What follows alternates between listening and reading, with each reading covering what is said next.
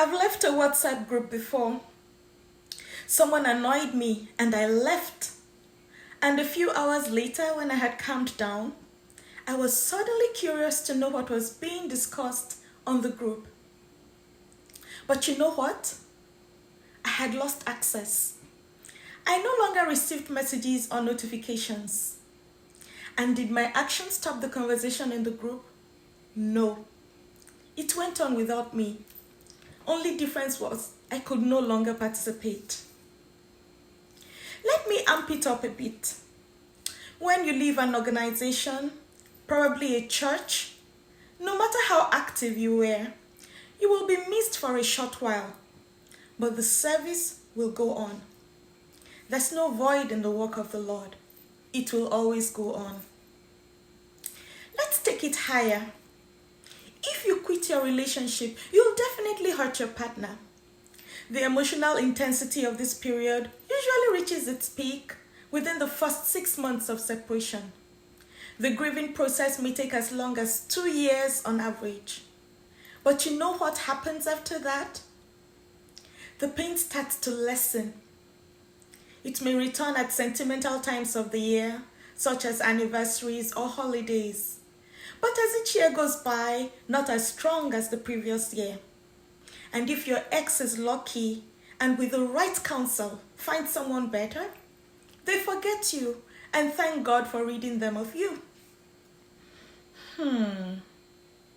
How about something as serious as death? Corporations do not die when a business owner dies. When Steve Jobs died in 2011, some people expected the worst. Fast forward to today, Apple is now worth more than 6 times what it was on October 5th, 2011. Apple's new products such as the Apple Watch, which is now worn by over 100 million people, and AirPods have been mega hits that compare favorably with Jobs' landmarks such as the Apple II, Mac, iPod, iTunes, iPhone, and iPad. So what am I trying to say essentially? When you are alive, you have the power of choice.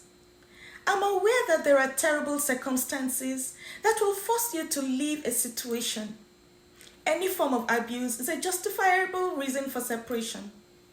People leave their jobs for reasons such as burnout, no career progress, and insufficient compensation. But for every time you choose to leave, examine your motives for leaving. Are they justified? Are you living for selfish reasons? Are you living to hurt or create a negative reaction? Because if that's the case, I'm here to remind you that people will move on without you, and corporations will go on without you. So deflate your ego and feeling of self-importance.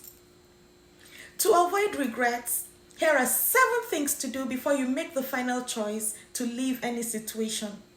But just before I do that, if this type of content is what you enjoy, kindly consider subscribing, liking, and sharing. It will mean a lot to me. Thanks as you do. Number 1, give it time.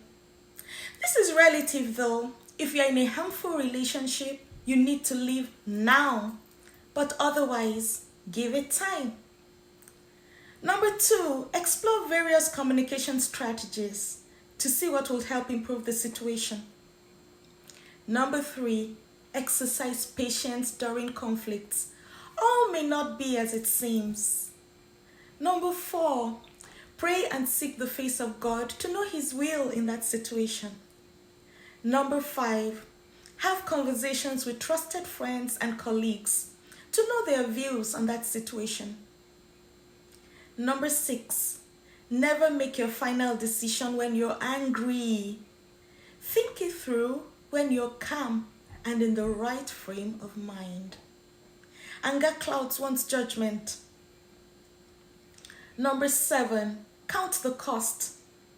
It might seem like a good idea at the moment, but you need to weigh the odds to know which is more beneficial to you. If you have exhausted all these options and the situation still remains the same, you can now pack your bags and leave. Your conscience will be at rest, and you will be able to move on without regrets. That's it, guys. We're on our way to living our best lives. And if you want to learn more about life hacks that will help you, watch the videos on the playlist down below. Best wishes from me to you. Till my next video, much love from this end. Bye.